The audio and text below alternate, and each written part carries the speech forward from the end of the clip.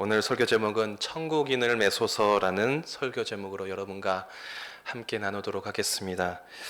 우리는 살아가면서 매일 말을 하면서 살아갑니다.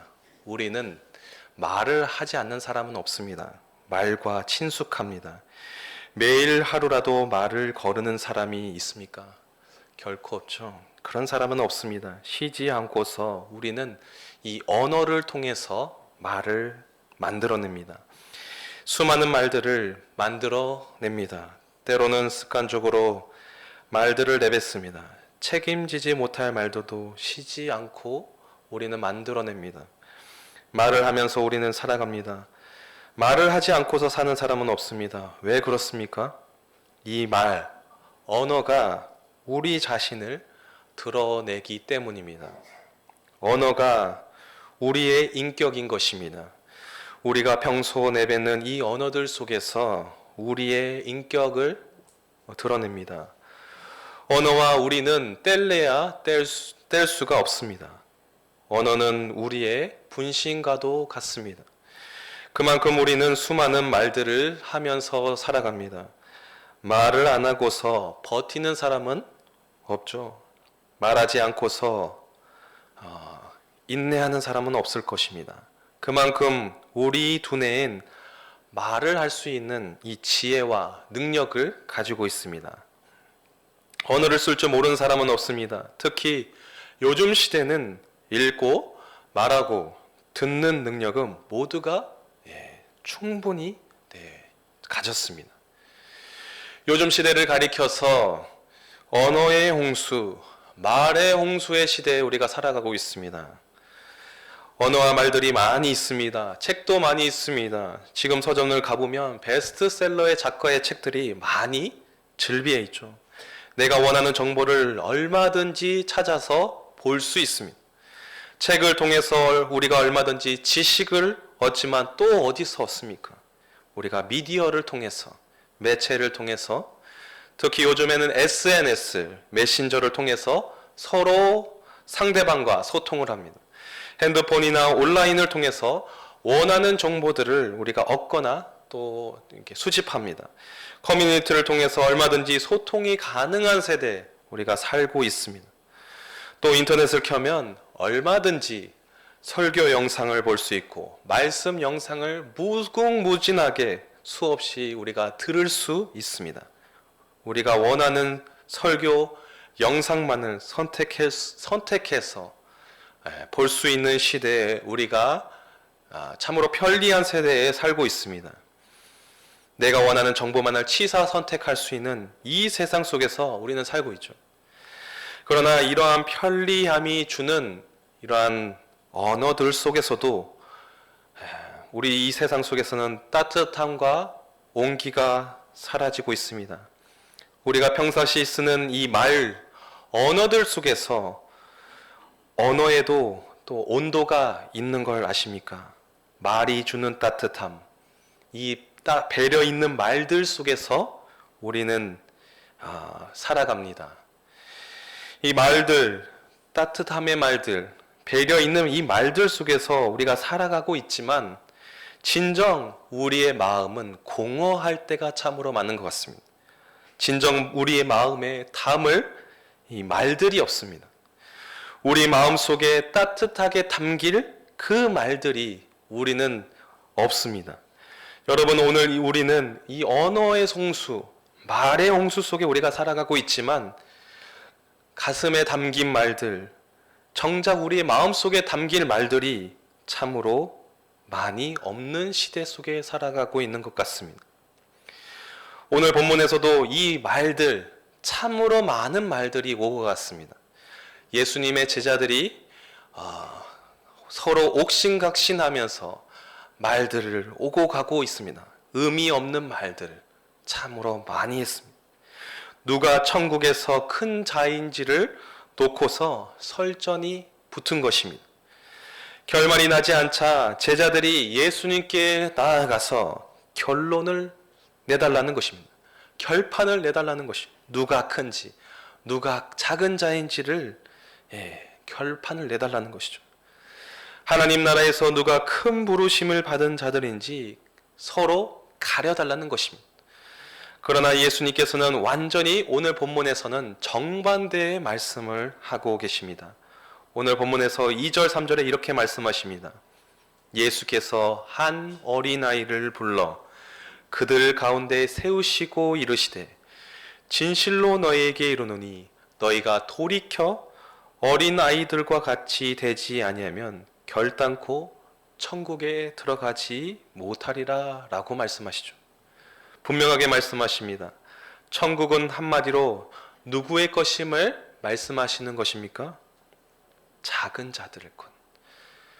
즉 어린아이들과 같은 모습을 지닌 사람들에게 말씀하시는 것입니다.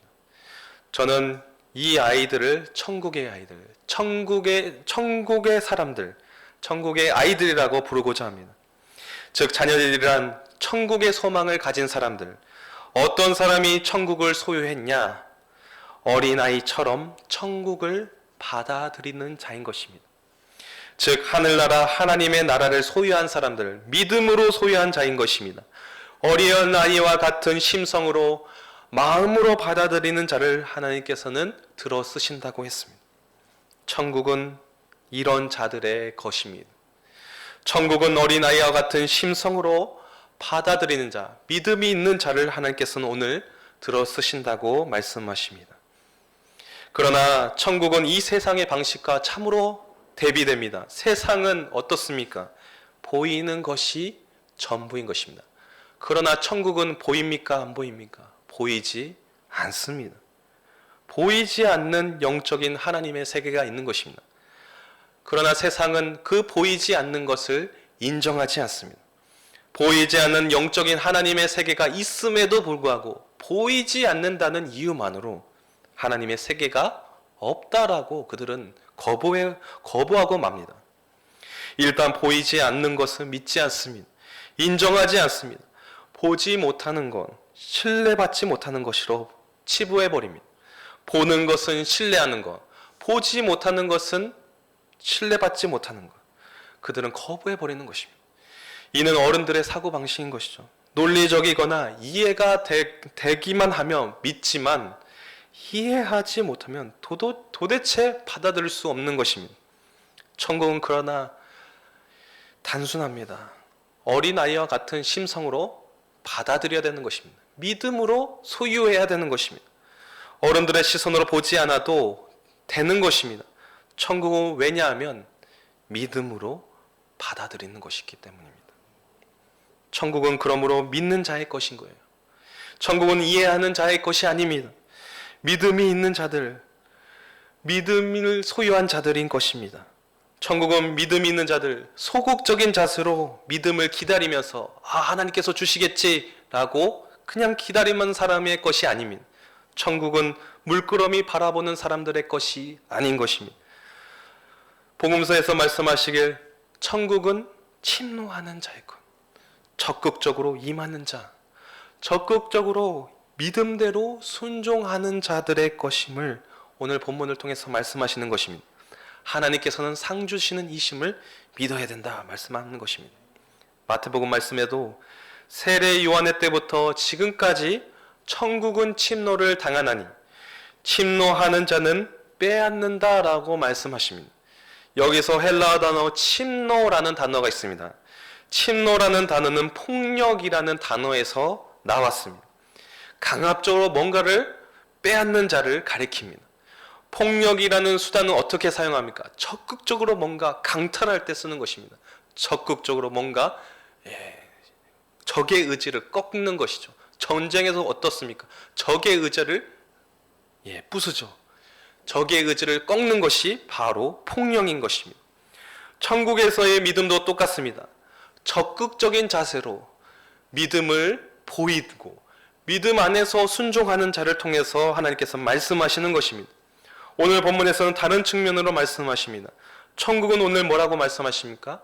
천국은 어린아이다. 믿음으로 적극적으로 순종하는 자들의 것이라고 말씀하시는 것입니다. 우리 믿음의 신앙인들은 우리 주님 앞에서 참으로 어린아이 같은 모습일 때가 많죠. 어린 자녀와 같은 모습일 때가 많습니다. 영적으로는, 육적으로는 우리가 어른의 모습을 하고 있지만 우리의 영적인 모습은 어떻습니까? 심성이 어린아이의 모습일 때가 참으로 많죠. 정서기적인 면에서 어린아이와 같은 모습일 때가 참으로 많습니다. 믿음의 측면만을 놓고서 볼 때 우리 삶에 마주한 모습은 어떤 모습으로 우리가 비춰질 때가 많습니까? 영적인 모습은, 신앙적인 모습은 어린아이의 모습. 진실로 믿음의 장성한 분량에 이르기까지 우리 믿음의 성숙함의 비결에 우리가 나아가야 되는 것이죠. 그러나 진정 성숙한 신앙이라면 사소한 것에 눈을 돌리지 않습니다. 그러나 오늘 예수님께서 누가 천국에서 진정 큰 자라고 말씀하십니까? 오늘 본문을 말씀을 통해서 함께 알아보기 원합니다. 첫 번째로 천국의 사람들은, 천국의 자녀들은 자기 자신을 낮출 줄 아는 사람입니다. 바로 겸손한 사람을 하나님께서는 돌아보십니다.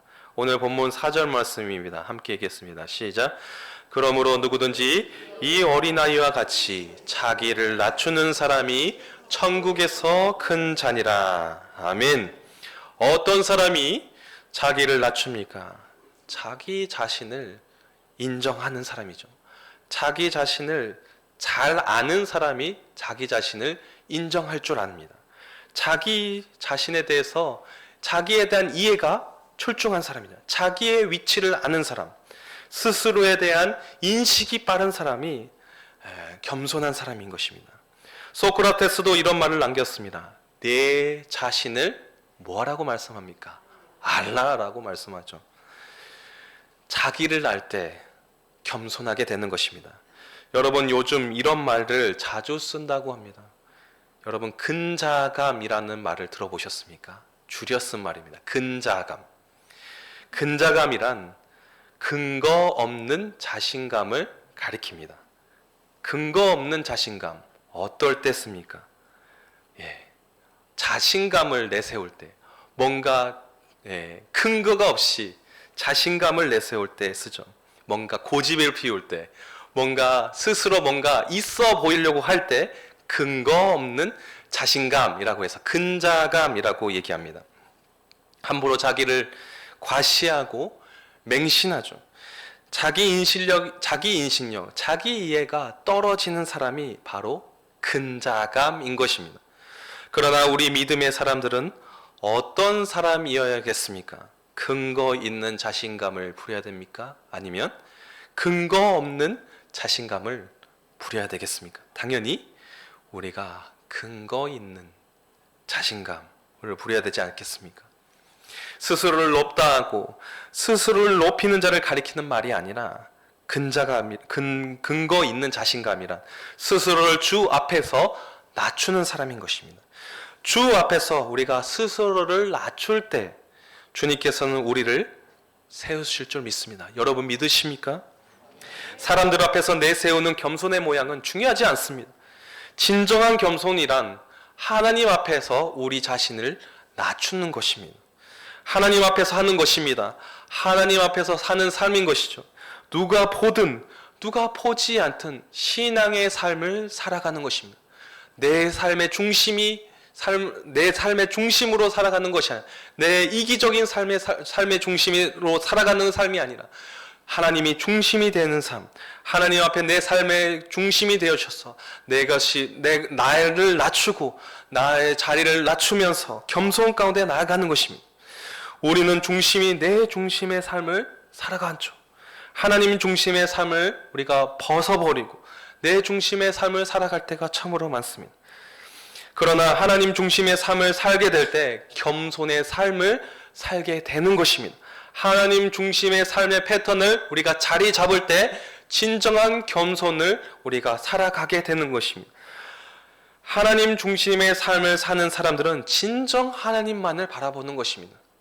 누가 보든 누가 보지 않든 하나님 중심의 삶을 사는 것입니다. 하나님 앞에서 내 자신을 낮추는 삶을 사는 것이죠. 하나님 앞에서 자신을 낮출 때 사람들 앞에서도 자연히 자신을 낮추게 되는 것입니다. 남들이 보거나 안 보거나 상관없이 하나님이 내 삶의 중심이 되시기 때문에 하나님이 공급하시는 그 힘으로 말미암아서 살아가게 되는 것입니다. 이것이 바로 근거 있는 자신감인 것입니다. 하나님 앞에서 근자감인 것입니다. 분수에 맞는 삶을 살아가는 것입니다. 분수대로 행하는 자들의 모습인 것입니다. 겸손은 겸손의 기준을 다른 사람에서부터 찾는 것이 아니라 자기에게서 찾는 것도 아닙니다. 하나님 앞에서 겸손의 모습을 취하는 것입니다. 사는 것이죠. 우리가 복음서를 보면 예수님의 사역 초기에 활동했고 예수님과 동일한 시대를 살았던 한 사람이 등장합니다. 그 사람은 회개의 말씀을 선포했고 세례를 베풀었던 자였습니다. 그 사람이 누군지 아십니까? 바로 세례 요한입니다. 복음서 곳곳에서 그의 모습이 드러나고 있습니다. 그 사람은 바로 우리가 알고 있는 세례 요한입니다. 그를 본문에서 자신을 가리켜 뭐라고 말씀하시지 않습니까? 자신을 가리켜서 광야에 외치는 자의 소리라고 얘기하는 것입니다. 자신을 그리스도, 메시아라고 지칭하지도 않습니다. 자신 높은 자를, 자신을 존경받는 자라고 칭하지 않았습니다. 요한복음에서도 말하면 자신을 선지자라고도 얘기하지 않고 엘리야라고도 얘기하지 않고 그리스도라고도 얘기하지 않습니다. 사람들 앞에서 자신을 가리켜서 자신을 가리켜 주의 길을 곧게 하라고 말씀하신 광야에 외치는 자의 소리라고 자신을 칭했습니다. 그러면서 자신을 또 이렇게 말씀합니다. 요한복음 1장 26절 27절 말씀에 요한이 대답하되 나는 물로 세를 베풀거니와 너희 가운데 너희가 알지 못하는 한 사람이 섰으니 곧 내 뒤에 오시는 그이라. 나는 그의 신발끈을 풀기도 감당하지 못하겠노라 하더라 라고 얘기하죠. 자신 뒤에 계신 분이 누구십니까? 바로 예수님인 것입니다. 자신 뒤에 계신 분이 계시기에 나는 이 역할이면 족하다 라고 봤던 것이에요. 자신은 물로 세례를 베풀었지만 곧 내 뒤에 계신 예수께서 어떻게 하시겠다? 성령으로 세례를 베푸시겠다는 것입니다. 그러면서 자신을 한껏 낮춥니다. 자신은 그의 신발끈조차 풀기에 감당하지 못할 저로 그는 여겼던 것입니다. 자신을 한량없이 낮췄던 것입니다. 그는 시대를 분간했습니다. 사람들로부터 많은 존경을 받았습니다. 그러나 예수님 앞에서는 자신을 한껏 낮췄던 자였죠. 예수님의 오심을 바라보면서 한껏 자신을 낮췄던 세례 요한의 모습을 우리가 잘 볼 수 있습니다. 사랑하는 성도님 여러분, 진정한 겸손이란 바로 그런 모습입니다. 사람들 앞에서 겸손한 척하는 사람이 아니라 진정 하나님 앞에서 겸손한 사람인 것입니다. 자기의 연약함을 곧바로 인정하는 사람인 것입니다. 자기의 높음을 자랑하기보다 자기의 연약함을 인정하면서 하나님 앞에서 겸손히 무릎 꿇는 사람인 것입니다. 자기가 나서야 때인지 아니면 자기가 물러나서 있어야 될 때인지를 잘 분별하는 사람인 것이죠. 하나님 앞에서 자기 자신을 낮추고서 겸손하게 사는 사람이 바로 하나님의 자녀, 천국의 자녀인 줄 믿습니다. 두 번째로는 천국의 자녀들은 많은 사람들을 주님께로 영접하는 사람입니다. 오늘 5절 말씀입니다. 함께 읽겠습니다. 시작. 또 누구든지 내 이름으로 이런 어린아이 하나를 영접하면 곧 나를 영접함이니. 아멘. 영접한다는 것은 주님께로 사람들을 인도하는 사람들을 가리킵니다. 영접. 사람들을 진리 가운데로 인도합니다. 전에는 우리가 이 세상 가운데서 어둠 가운데 살아왔지만 참된 진리를 알고서부터는 더 이상 어둠의 일들을 따르지 않습니다. 빛 가운데 우리가 살아가죠. 빛의 자녀들, 말씀의 자녀들, 신앙의 자녀들로 우리가 다시금 돌아왔습니다. 그리고 이 천국의 자녀들은 자기뿐만 아니라 또한 어떤 사람들을 인도합니까? 많은 사람들, 복음을 알지 못하는 사람들을 참된 빛으로 인도하며 참된 진리 가운데 주님께로 인도하는 사람인 것이죠. 진리 가운데 나아올 수 있도록 하나님께로 인도할 수 있도록 이끌어주는 역할들을 바로 하는 것입니다.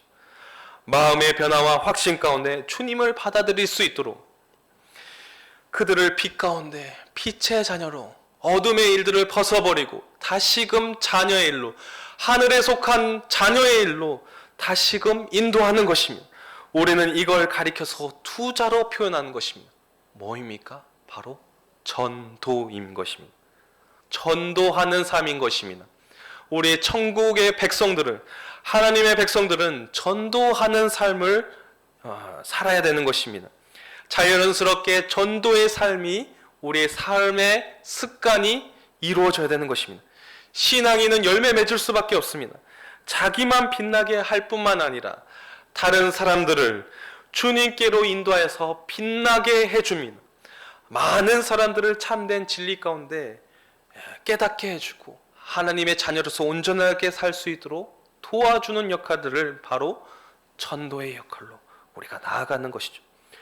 오늘 본문을 5절을 보면 누구든지 즉 예수님의 이름으로 이런 어린아이 작은 소자 하나 영접하게 한 것이 나에게 한 것이라 라고 말씀하십니다.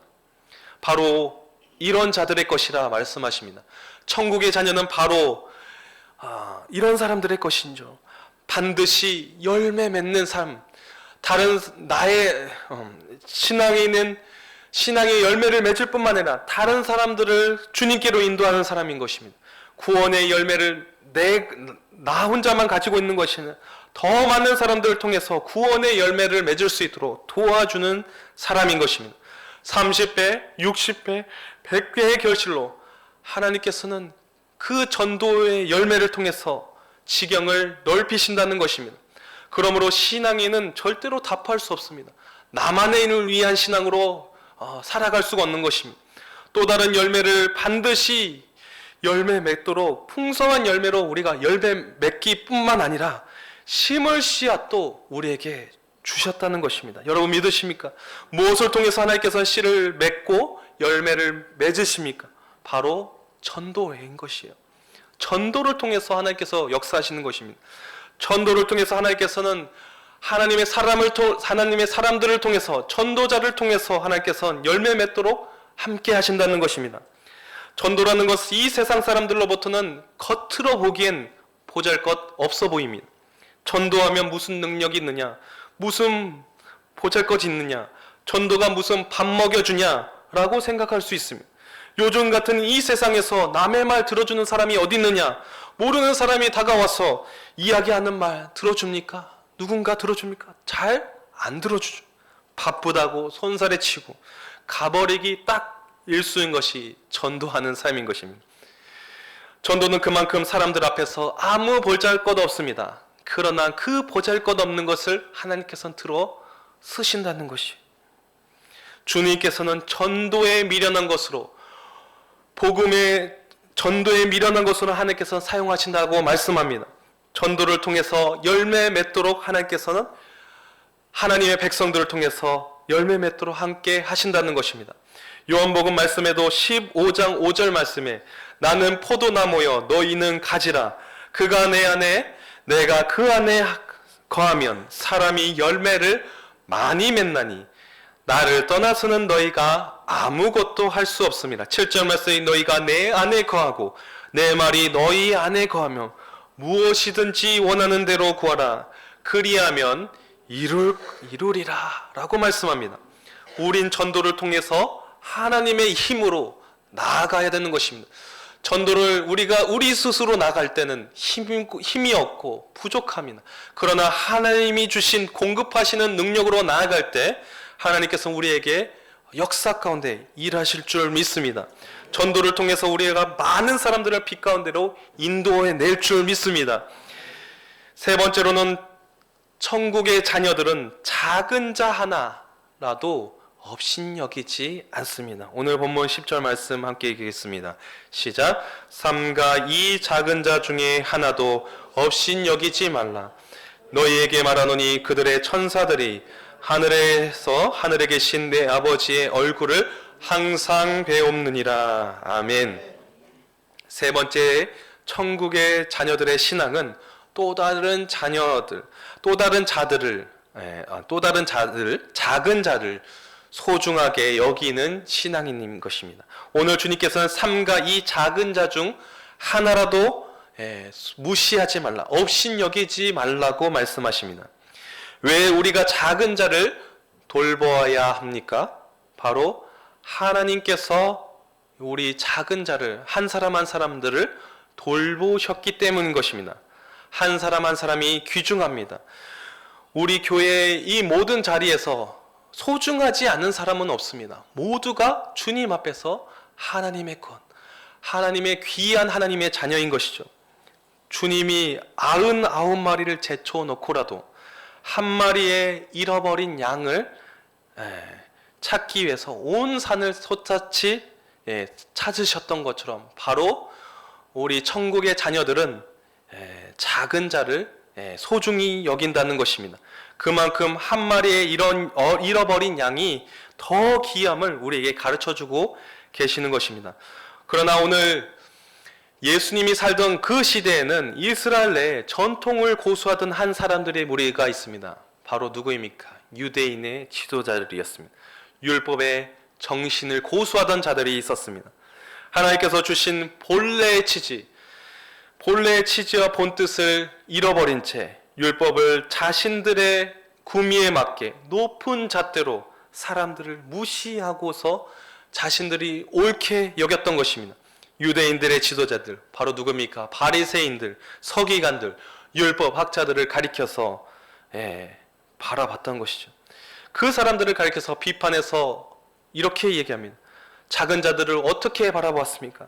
그들은 자기 이웃들을 하찮게 여겼던 것입니다. 버렸던 것입니다. 그들은 스스로를 옳게 보이고자 정작 다른 사람들을, 세리와 죄인들과 또 창녀들을 우습게 보았습니다. 예수님을 시험하고자 나왔던 율법교사 한 사람이 등장합니다. 누가복음 말씀에도 율법교사를 이렇게 표현하고 있습니다. 누가복음 10장 29절 말씀에 그 사람이 자기를 옳게 보이려고 예수께 여짜오되 그러면 내 이웃이 누구입니까? 라고 묻고 있습니다. 그러나 그 사람의 본래 취지의 모습은 다른 모습이었던 것이죠. 자기를 옳게 보이려고 나온 것입니다. 내 이웃이 누구인지가 중요하지 않습니까? 자기를 옳게 보이려고 나온 것입니다. 예수님께 자기를 옳게 보이고자 더 뛰어난 사람, 큰 자인 것처럼 자신을 드러내고자 이 본래의 질문을 하고 있었던 것입니다. 진정 그들은 이웃이 중요한 것이 아니라 자기에게 옳은 말 해주는 사람, 자기에게 선한 일을 드러내고자 이 질문을 했던 것입니다. 그러자 예수님께서는 그들에게 한 강도 만난 사마리아인의 비유를 들어주시면서 진정 참다운 이웃이란 바로 이런 자의 것이라고 말씀하시죠. 진정 참다운 이웃은 무엇입니까? 강도 만난 사람, 작은 자 한 사람, 잃어버린 그 사람을 찾아내야 된다는 것입니다. 누가복음 36절 37절 말씀에 누가 강도 만난 자의 이웃이 되겠느냐 이르되 자비를 베푼 자니이다. 예수께서 이르시되 가서 너도 이와 같이 하라고 오늘 주님께서 말씀하십니다.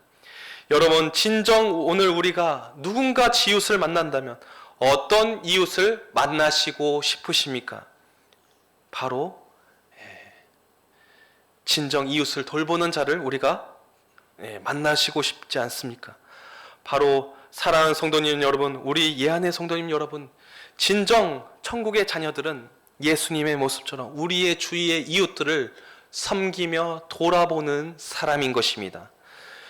말씀을 정리하겠습니다. 함께 맺겠습니다. 오늘 본문에서 누가 천국의 자녀들이라고 말씀했습니까? 누가 하늘에서 큰 자라고 말씀했습니까? 첫 번째는 천국의 자녀들은 자기를 낮추는 사람이 천국의 자녀라고 말씀합니다. 겸손한 사람이라고 말씀드렸습니다. 두 번째는 천국의 자녀들은 많은 사람들을 주님께로 영접했다라고 말씀했습니다. 세 번째는 천국의 자녀들은 작은 자 하나 소중히 여기며 업신여기지 않는 사람이라고 말씀드렸습니다. 함께 한 주 동안 살아가시면서 귀한 열매 맺으시면서 나아가시는 여러분들 되기를 주님의 이름으로 축원드립니다. 함께 기도하겠습니다. 사랑이 많으신 하나님 아버지 감사합니다. 우리가 살아가면서 세상 속에서 젖어 살면서 하나님의 자녀인 것을 잊고 살아갈 때가 참으로 많았습니다. 천국인 하나님의 백성으로 우리를 삼아 주셨음에도 불구하고 우리가 더욱더 주님의 자녀로서 정체성을 잃은 채 주님 휘저 잘 때도 참으로 많았습니다. 우리가 더욱더 영적인 소리를 들으며 하나님의 말씀 안에서 더욱더 민감히 들으며 더욱더 주님이 순종하는 삶, 적극적으로 믿음 가운데 나아가는 신앙의 자세로 나아갈 수 있도록 도와주시옵소서. 주님 우리에게 주신 것들 참 많이 주셨음에도 불구하고 우리가 부족한 중에 또 우리가 살아감을 고백하며 우리가 더욱더 만족하지 못하는 우리의 모습들을 참으로 많이 봅니다.